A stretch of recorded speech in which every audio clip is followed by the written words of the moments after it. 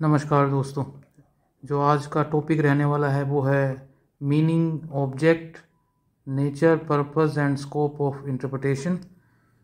देखिए, जो word interpretation है उसका मतलब हुआ एक्सप्लेनेशन, यानी कि व्याख्या। यानी कि इंटरप्रेट का मतलब हुआ टू एक्सप्लेन, व्याख्या करना। और ये तो इसका मीनिंग हुआ। और अगर हम बात करते हैं इसके ऑब्जेक्ट की, अब देखिए ऑब्जेक्ट क्या है इंटरप्रिटेशन का। ऑब्जेक्ट है to find out the intention of the legislature, intention of the legislature. यानी कि जो लॉ मेकर थे, जिन्होंने कानून बनाया, उनके दिमाग में क्या चल रहा था उस वक्त जब उन्होंने इस लॉ को, कोई पर्टिकुलर लॉ को बनाया, वहाँ तक पहुँचना, ये ऑब्जेक्ट है इंटरप्रिटेशन का। समझ पा रहे हैं इस बात को? और जब हम ऐसा करते हैं, the object of interpretation is to find out the intention of the legislature to reach out to the mind of the lawmakers and to apply the law in a way that serves its intended purpose। यानी कि जिसके लिए वो कानून बनाया गया था, as such उस इंटेंशन के साथ उसको अप्लाई करना, that is the purpose of interpretation। now going further, तो सबसे पहली बात तो हुई ऑब्जेक्ट क्या हुआ, इसका इंटेंशन ऑफ द लेजिस्लेचर को फाइंड आउट करना। And similarly to see that the statute basically that is interpreted in a way that does not unreasonably infringe on people rights। यानी कि अनरीजनेबल वे से इन्फ्रिंज ना करे वो लोगों के अधिकारों को। वो जो पर्टिकुलर लॉ है, ये इंश्योर करना, ये इंटरप्रिटेशन का काम है। Similarly to fulfil the purpose of the statute, fulfil the purpose of the statute, जिसके लिए वो कानून बनाया गया, उस कानून का पर्पस फुलफिल करना। यानी कि वहाँ पर हम उसको करते हैं फाइन ट्यून। जैसे जब आप FM रेडियो सुनते हैं तो कई बार तो चैनल क्लियर आता है और कई बार नहीं आता है, तो हम उसको फाइन ट्यून करते हैं। तो उस फाइन ट्यूनिंग को, लॉ को और उसका जो गिवन रिजल्ट है उसको फाइन ट्यून करना पड़ता है। That is the purpose of the statute and that is the basic task of the interpretation. Similarly to apply the law in a meaningful way, यानी कि मीनिंगफुल वे से अप्लाई करना उस लॉ को, ना कि अनरीजनेबली अप्लाई नहीं करना है, मीनिंगफुल वे से अप्लाई करना है। इट ऑल्सो मीन्स दैट वो सूट करे, इस चीज़ को सूट करे facts and circumstances of the facts and circumstances of each particular case. यानी कि किसी भी केस में अनजस्टिस ना हो, ये हमें देखना है। अब हमें देखना ये है कि इंटरप्रिटेशन होती कैसे है। It means how interpretation is done. कैसे होती है? सबसे पहले क्या करेंगे हम, क्या करते हैं, एनालाइज करते हैं। किसको? एनालाइज दी लैंग्वेज। और किसकी लैंग्वेज करते हैं? जो कि यूज़ की गई है स्टैच्यूट में। सेकेंडली क्या करते हैं, हम कंसिडर करते हैं कि इसको जो कॉन्टेक्स्ट है, कॉन्टेक्स्ट किसका, ऑफ दी स्टैच्यूट, जो भी कानून है वो किस, उसके आसपास की क्या सिचुएशन थी उसको हमें देखना होता है। और फिर क्या करते हैं, वी एग्जामिन, इसको एग्जामिन करते हैं द सर्कमस्टांसिस सराउंडिंग द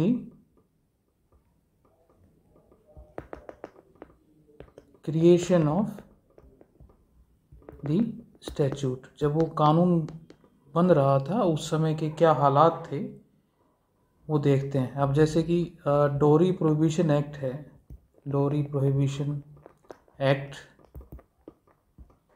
ठीक है, उसके अराउंड जब वो बन रहा था, इसका पर्पस क्या है कि जो गिविंग एंड टेकिंग ऑफ डोरी इज एन ऑफेंस, दहेज लेना देना अपराध है। तो जब भी ये कानून बन रहा था उस समय क्या हालात थे वो हमें देखना पड़ेगा, और उन हालातों को मद्देनज़र रखते हुए हम इस कानून की व्याख्या करने की कोशिश करते हैं। और साथ साथ में हम क्या करते हैं, we apply the rules of interpretation.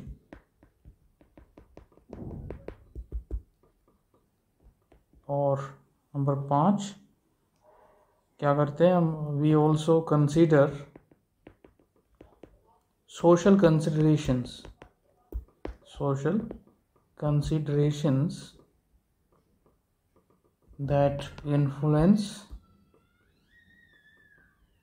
the statute। यानी कि अब कानून बनाने से तो दहेज लेना देना बंद नहीं हो गया ना, तो यानी कि जो लिविंग लॉ है अभी भी क्या है, वो है दहेज लेना और देना चल रहा है, ठीक है ना। तो इन सब चीज़ों को मद्देनज़र रखते हुए ही हम क्या करेंगे, सबसे पहले तो देखो हम क्या करने वाले हैं, हम उसकी लैंग्वेज एनालिसिस करेंगे इस एक्ट का, जो डोरी प्रोहिबिशन एक्ट है। फिर हम उसका जो कॉन्टेक्स्ट है वो देखेंगे, यानी कि सरलार्थ ना करके हम उसका भावार्थ करेंगे। कॉन्टेक्स्ट का मतलब हम सह प्रसंग व्याख्या जैसे आपने की होगी अपने स्कूल टाइम में, तो ये प्रसंग की बात हो रही है, कॉन्टेक्स्ट की बात हो रही है, वो व्याख्या करने की हम कोशिश करते हैं। साथ साथ में हम क्या करते हैं, जो सर्कमस्टांसिस थे जब वो कानून बन रहा था उनको भी ध्यान में रखेंगे। फिर हम क्या करेंगे, जो रूल्स हैं इंटरप्रिटेशन के जो over the period of time evolve हुए हैं उनको अप्लाई करेंगे। और फिर लास्ट में हम क्या करेंगे, जो सोशल कंसिडरेशंस हैं जो इन्फ्लुएंस करती हैं उस कानून को, उसको भी ध्यान रखेंगे। जैसे अभी भी डोरी प्रोहिबिशन एक्ट है वो चल रहा है, चाइल्ड मैरिज एक्ट है, चाइल्ड मैरिज रेस्ट्रेंट एक्ट है, चाइल्ड मैरिज अभी भी प्रिविलेंट है चाहे लॉ बन गया है, तो उनको मद्देनज़र रखते हुए हम इस कानून की व्याख्या करने की कोशिश करेंगे। अब बात करते हैं नेचर ऑफ इंटरप्रिटेशन पर। इंटरप्रिटेशन का जो नेचर है बेसिकली वो क्या है, interpretation is the process. What is interpretation? It is the process of determining the true meaning of a law. It is the process to determine the true meaning of a law, या फिर इसको हम statute भी कह देते हैं। और वो ट्रू मीनिंग कैसे हम डिटरमाइन करते हैं, हम क्या करते हैं, कंसीडर करते हैं किसको, कॉन्टेक्स्ट को, और असर्टेन करने की कोशिश करते हैं। किसको असर्टेन करते हैं? That is the intended purpose, intended purpose of the legislature, यानी कि जो विधायिका थी, कानून बनाने वाले थे, उनका इंटेंडेड पर्पस क्या था, क्यों बनाया गया था वो कानून। एंड बेसिकली हम एम करने की कोशिश करते हैं, किस चीज़ को एम करने की कोशिश करते हैं, that is to understand, aim to understand the spirit of law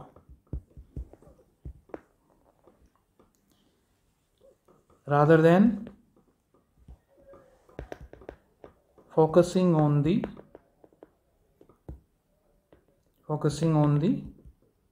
literal wording, यानी कि सिर्फ शाब्दिक अर्थ पर नहीं जाना है, बल्कि हम क्या करते हैं, हम जो ट्रू स्पिरिट ऑफ लॉ के ऊपर फोकस करते हैं, ना कि लिटरल वर्डिंग के ऊपर। अब जैसे हम कहते हैं मगरमच्छ के आंसू, तो वहाँ पे मगरमच्छ सही में नहीं रो रहा है, ठीक है ना, वो क्या कर रहे हैं, जैसे क्रोकोडाइल टीयर्स है, इसका मतलब हुआ, इसका जो कॉन्टेक्चुअल मीनिंग है, इसका मतलब जो फेक टीयर्स है ना, वो ड्रामा कर रहे हैं, ना कि सही मायने में रो रहे हैं। तो लिटरल मतलब तो हुआ कि भी घड़ियाल रो रहा है, जबकि सही मायने में इसका जो भावार्थ हुआ, सप्रसंग व्याख्या हुई, वो ये है कि फेक टीयर्स हैं, यानी कि वो ड्रामा ज़्यादा है और रोना कम है।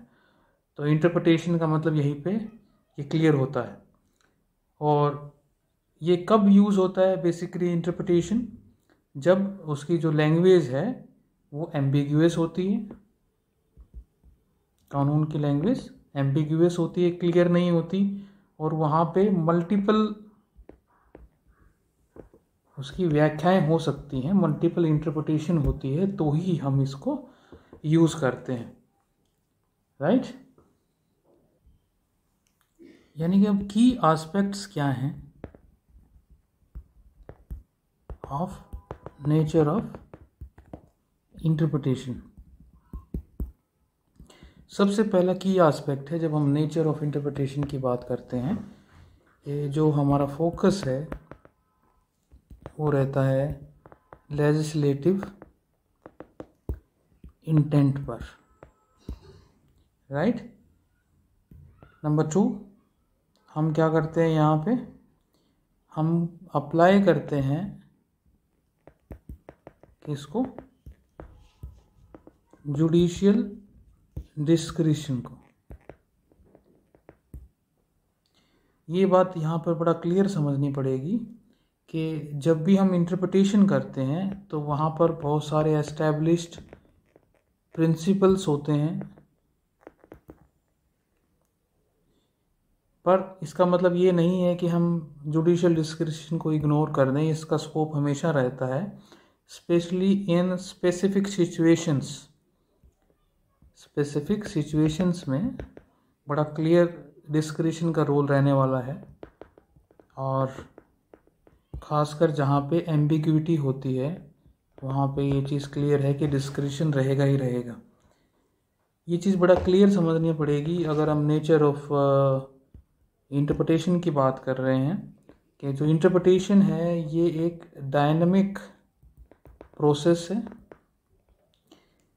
यानी कि स्टैटिक नहीं है। ये चीज़ क्लियर हो जानी चाहिए, अभी तक स्टैटिक नहीं है, डायनामिक है, और साथ साथ में इट इवोल्व्स, ये ग्रो करता रहता है with the time and changing the norms, खासकर जो सोशल नॉर्म्स हैं वो, या जुडिशियल नॉर्म्स हैं, वो चेंज होती रहती हैं, तो उनके अकॉर्डिंग इंटरप्रिटेशन भी चेंज होता रहता है। और इंटरप्रिटेशन की जब बात करते हैं ना, तो जो रोल ऑफ कॉन्टेक्स्ट है ये बड़ा इम्पोर्टेंट रहता है। कोई भी हवा में इंटरप्रिटेशन नहीं होती है, कॉन्टेक्स्ट हमेशा रहेगा। और जब कॉन्टेक्स्ट की बात कर रहे हैं तो यानी कि जो सराउंडिंग सेक्शंस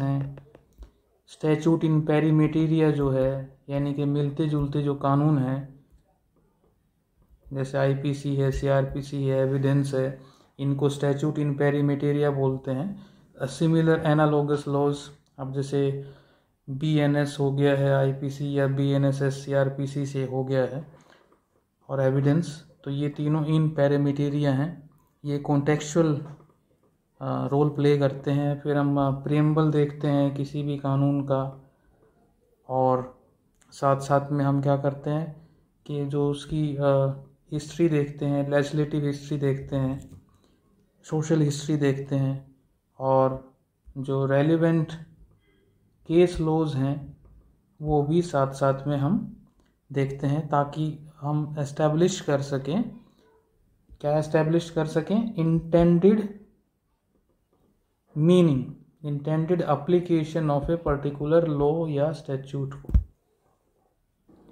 अब जब की एस्पेक्ट्स की बात कर रहे हैं तो रूल्स ऑफ इंटरप्रिटेशन जो हैं ये बड़े इम्पोर्टेंट रहते हैं। जैसे जो 3 बेसिक रूल्स हैं आपके, वो हैं लिटरल रूल, नंबर 2 पे है मिसचीफ रूल, और गोल्डन रूल नंबर 3 पर है। तो ये रूल्स हैं, इनका भी एप्लीकेशन करते हैं। और जो बेसिक पर्पस है कि भी हम हारमोनियस कंस्ट्रक्शन करते हैं, ताकि हम को एग्जिस्टेंस जो है वो बनी रहे हर प्रोविज़न की, हर लॉ की, और हमें डिलीट ना करना पड़े। तो ये जो 5 चीज़ें हैं ये की एस्पेक्ट्स हैं नेचर ऑफ इंटरप्रिटेशन की। अब बात करते हैं कि इंटरप्रिटेशन क्यों ज़रूरी है, वाई इंटरप्रिटेशन इज़ नेसेसरी। क्यों ज़रूरी है इंटरप्रिटेशन? तो जब लैंग्वेज जो है कानून की वो एम्बिगुअस हो, एम्बिगुअस का मतलब अनक्लियर हो, और मल्टीपल इंटरप्रिटेशंस हों, तो इंटरप्रिटेशन की ज़रूरत पड़ती है। न्यू सिचुएशंस कई बार अराइज होती हैं, न्यू स्पेसिफिक केसेस आते हैं, तो उन हालातों में हम इंटरप्रिटेशन को यूज़ करते हैं। जैसे फर्स्ट टाइम जब कोई साइबर फ्रॉड हुआ होगा, कोई कानून नहीं होगा साइबर लॉ वगैरह, या फर्स्ट टाइम कोई प्लेन हाईजैक हुआ होगा, कोई कानून नहीं होगा, तो क्या हमने अपराधियों को जाने दिया होगा? बिल्कुल नहीं। तो उस समय क्या चीज़ें काम आती हैं? इक्विटी काम आती है। इक्विटी का मतलब हुआ कि जहाँ पे लॉ लैग करती है, लॉ नहीं होती, वहाँ पे इक्विटी आती है, ठीक है ना।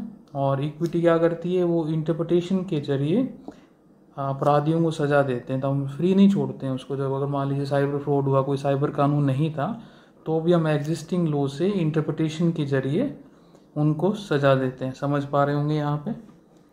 और क्यों ज़रूरी है इंटरप्रिटेशन? कई बार क्या होता है कि जो पार्टीज़ हैं वो डिसएग्री करती हैं कि एक पर्टिकुलर लॉ अप्लाई नहीं करेगा।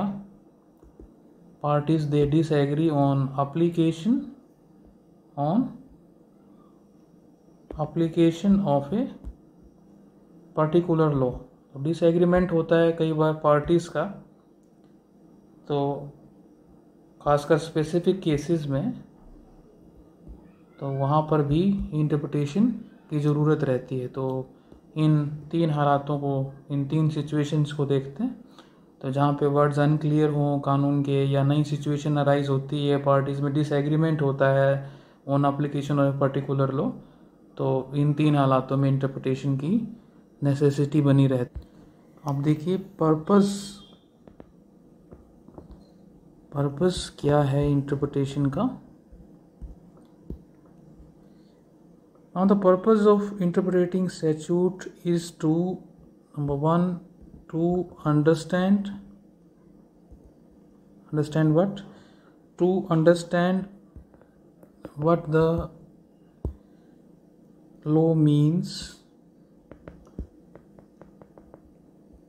उस कानून का मतलब क्या है। And number 2, what it was intended to achieve, क्यों ये कानून बनाया गया था। ये 2 चीज़ें पर्पस में कम आएंगी। और क्यों हम, why we interpret statutes, क्यों हम इन कानूनों की व्याख्या करते हैं, क्यों करते हैं? To apply the law to new situations. Specific cases में, न्यू सिचुएशंस में, जैसे कि फर्स्ट टाइम कोई जब साइबर फ्रॉड हुआ, ठीक है, या कोई भी जैसे प्लेन हाईजैक हुआ, या कोई भी नया ऑफेंस हुआ जिस पे लॉ नहीं था, या कोई पर्टिकुलर न्यू सिचुएशन अराइज होती है जो कवर नहीं होती है, तो वहाँ पर उसको हम कवर करते हैं इंटरप्रिटेशन के जरिए। और जो इवॉल्व होता है, लॉ चेंज होता है, लॉ चेंजेस कैसे चेंज होता है, खासकर जुडिशियल इंटरप्रिटेशन के जरिए कोर्ट जो है अपने इंटरप्रिटेशन से चेंज करते रहते हैं। जैसे आर्टिकल आपका 21 है, एक बार इसमें मैंने ओवर 100 राइट्स गिने थे जो वेरियस जजमेंट्स में प्रोनाउंस्ड हुए हैं। It is known as umbrella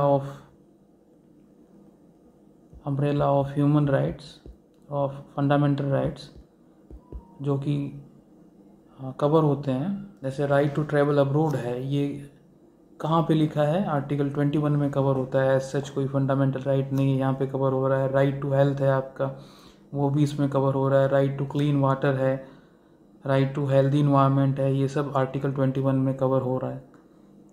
similarly, to understand the intent, to understand the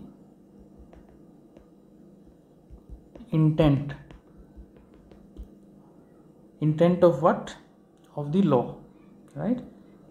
और वो कैसे करते हैं, हम जो वर्ड्स हैं कोर्ट उसको एनालाइज करते हैं, उस सेंटेंस का स्ट्रक्चर देखते हैं, पंक्चुएशन देखते हैं, ठीक है, और फिर हम क्या करते हैं, उसका इंटेंडेड मीनिंग जो है वो निकालने की कोशिश करते हैं। अब आप सोच सकते हैं कि भी एक कोमा से क्या फ़र्क पड़ेगा। आपने बड़ा फेमस एक सेंटेंस सुना होगा, है ना, जैसे रोको मत जाने दो, और इसी कोमा को अगर हम लगा देते हैं रोको मत जाने दो, तो बड़ा क्लियर है कि एक कोमा से कितना डिफरेंस पड़ जाता है। और देखिए, ये जो इंटरप्रिटेशन क्यों करते हैं कि हम रिजोल्व करते हैं कई बार कॉन्फ्लिक्ट्स को। दो प्रोविजंस के बीच में कॉन्फ्लिक्ट होता है, तो वहाँ पे हम क्या करते हैं कि हारमोनियस कंस्ट्रक्शन के ज़रिए दोनों प्रोविजंस को रख लेते हैं और ऐसी इंटरप्रिटेशन लेके आते हैं जिससे दोनों के दोनों प्रोविज़न बने रहते हैं, कॉन्फ्लिक्टिंग सिचुएशंस में नहीं आते हैं। अब लास्ट में देखते हैं कि स्कोप ऑफ इंटरप्रिटेशन क्या है। स्कोप का मतलब कितना स्टडी हम करेंगे इंटरप्रिटेशन जब हम पढ़ रहे हैं। तो ये चीज़ क्लियर होनी चाहिए आपको कि इंटरप्रिटेशन का मेन पर्पस, इंटरप्रिटेशन का जो पूरा सब्जेक्ट है, इसका फोकस क्या है, बड़ा क्लियर है। इसका फोकस है इंटेंशन ऑफ द लेजिस्लेचर को फाइंड आउट करना, इंटेंशन ऑफ द लेजिस्लेचर को फाइंड आउट करना। जब भी वो कानून बनाने वाले लोग कानून बना रहे थे, उनके दिमाग में क्या चल रहा था, वो क्यों कानून को बना रहे थे, उस माइंड को रीड आउट करना, ये इंटरप्रिटेशन का मेन पर्पस है, मेन ऑब्जेक्ट है। और जब हम इस कानून को बनाते हुए कौन से वर्ड्स यूज़ कर रहे हैं, यानी कि जो कानून के वर्ड्स हैं, पंक्चुएशन है, उस सेंटेंस का पंक्चुएशन है, स्ट्रक्चर है, उस लॉ का स्ट्रक्चर ऑफ लॉ, राइट, और जो कॉन्टेक्स्ट है, ठीक है, और जो कॉन्टेक्स्ट का बड़ा क्लियर मतलब हुआ कि हम प्रियम्बल भी देखेंगे, हम उसकी सोशल और लीगल हिस्ट्री देखेंगे, उसके हम सोशल सर्कमस्टांसेस देखेंगे, उस समय क्या थे, और जब हम कानून की अब व्याख्या कर रहे हैं इस समय क्या थे, नाउ एंड देन, राइट। और साथ साथ में हम जो सोशल कंसिडरेशंस हैं जो इस समय कानून को एक्सप्लेन करते हुए रेलेवेंट होने वाली हैं उनको देखेंगे। और इस पे जो आपके जो स्टैच्यूट इन पेरीमेटेरिया हैं, कौन कौन से लॉ लगने वाले हैं जब हम उस कानून को इंटरप्रेट कर रहे हैं, खासकर वो उनको रीड आउट करते हैं, टुगेदर अप्लाई करते हैं, तो वो भी कानून रेलिवेंट रहने वाले हैं। और कौन कौन से जो आपके जजमेंट्स हैं जो अप्लाई होंगे उस कानून पर, क्योंकि जो आर्टिकल 141 है इंडियन कॉन्स्टिट्यूशन का, कॉन्स्टिट्यूशन ऑफ इंडिया का, वो बड़ा क्लियरली कहता है कि law declared by the supreme court is the law of the land. यानी कि जो लॉ के दो पार्ट हो गए, एक तो जो लेजिस्लेचर बनाता है, राइट, और एक जो कोर्ट बनाता है। इन दोनों पार्ट को कवर करते हुए ही हम लॉ को इंटरप्रेट करेंगे। यानी कि जब हम स्कोप की बात करते हैं तो ये सारी चीज़ें इसमें आने वाली हैं। सो दिस इज़ इट, आज के लिए इतना काफ़ी है, और नेक्स्ट लेक्चर में मिलते हैं नए टॉपिक के साथ। आशा करते हैं आपको ये टॉपिक क्लियर हो गया होगा। अगर कोई डाउट है इस टॉपिक में तो आप कमेंट बॉक्स में लिख सकते हैं, कमेंट में लिख सकते हैं, और नेक्स्ट वीडियो में उसको आंसर करने की कोशिश करेंगे। और इसी तरह के वीडियोस को पाने के लिए हमारे चैनल को आप लाइक सब्सक्राइब करिए और अपने दोस्तों के साथ शेयर करिए। Thank you very much.